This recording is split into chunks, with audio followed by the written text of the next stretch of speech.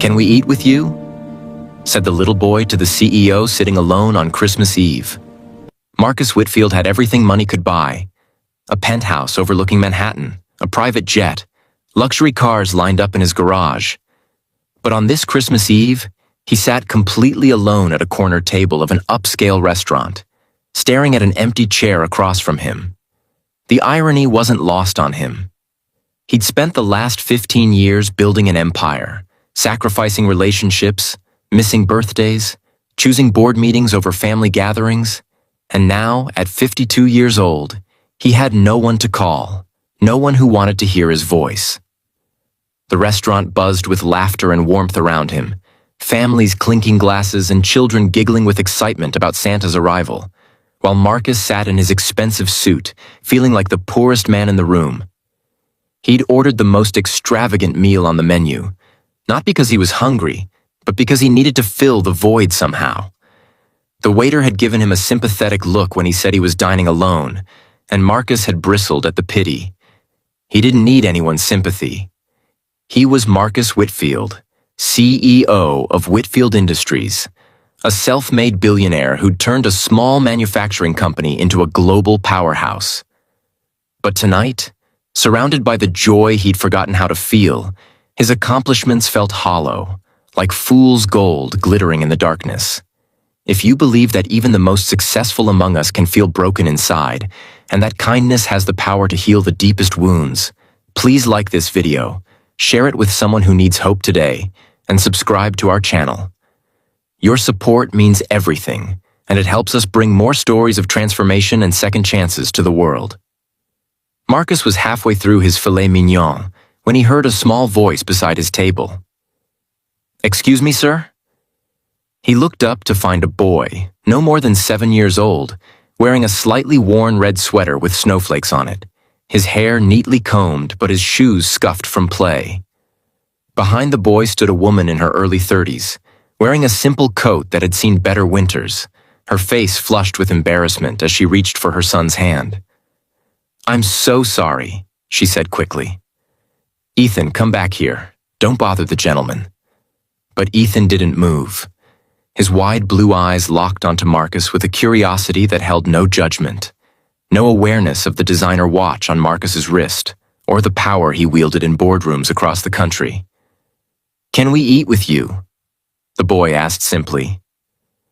"You look sad. My mom says nobody should be sad on Christmas." The question hung in the air like a snowflake suspended in time. Marcus opened his mouth to politely decline, to send them away with a generous tip for their own meal perhaps. But something stopped him.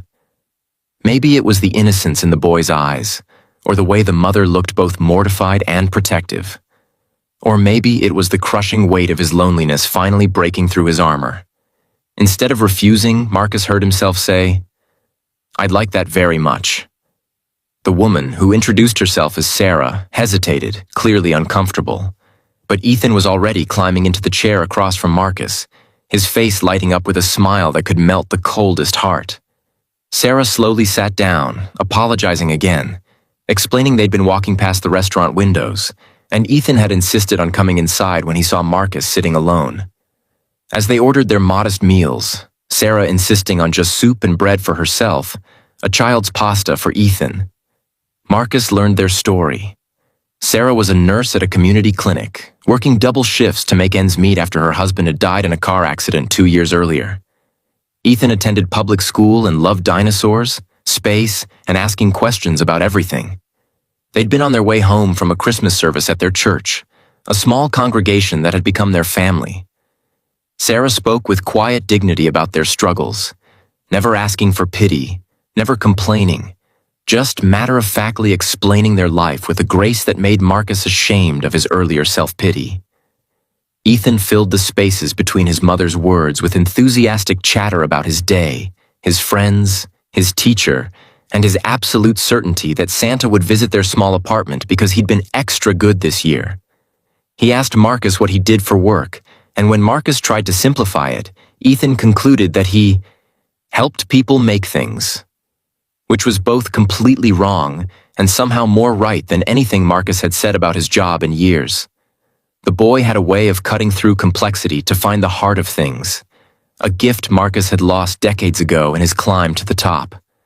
As the evening unfolded, something shifted inside Marcus. He watched Sarah's face soften as she relaxed, saw her laugh at Ethan's jokes, noticed how she made sure her son ate his vegetables before his dessert. He observed the way they looked at each other, the unspoken language of love that flowed between them, the wealth they possessed that had nothing to do with bank accounts or stock portfolios. They had something Marcus had traded away for success: connection, purpose beyond profit, the simple joy of being present with another human being. When the check came, Marcus quietly handled it before Sarah could protest, but he didn't stop there. He excused himself, telling them he'd be right back, and made a call that would change everything. 20 minutes later, Marcus returned to the table with a proposition. His company had been looking for someone to head their corporate wellness program, overseeing health initiatives for their 15,000 employees. Would Sarah consider interviewing for the position? It came with a salary that would change her life, full benefits, and reasonable hours. Sarah's eyes filled with tears as she tried to process what was happening. This wasn't charity, Marcus explained. He'd seen her compassion, her wisdom, her strength in their brief conversation, and he knew she was exactly who his company needed. More than that, she was exactly the kind of person he needed to remember what mattered.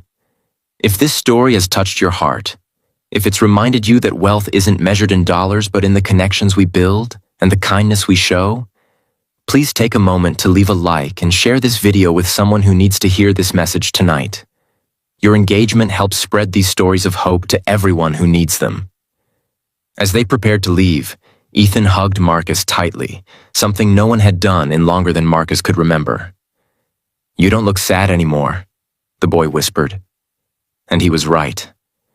For the first time in 15 years, Marcus felt something crack open inside his chest, letting light flood into spaces that had been dark for so long. He realized that Ethan hadn't just asked to eat with him. The boy had invited him back into the land of the living, back into the human family he'd isolated himself from in his pursuit of success. Before we end, please take a moment to comment below about a time when a stranger's kindness changed your perspective. Your stories inspire us all. That Christmas Eve, Marcus Whitfield learned that sometimes the greatest gifts come in the smallest packages. That loneliness is a poverty far worse than any financial struggle. And that redemption can arrive in the form of a 7-year-old boy in a worn red sweater, asking the simplest and most profound question: can we eat with you? The CEO who had everything discovered that he'd had nothing at all until he learned to share a table, a meal, and his heart with two strangers who became the family he didn't know he'd been desperately searching for all along.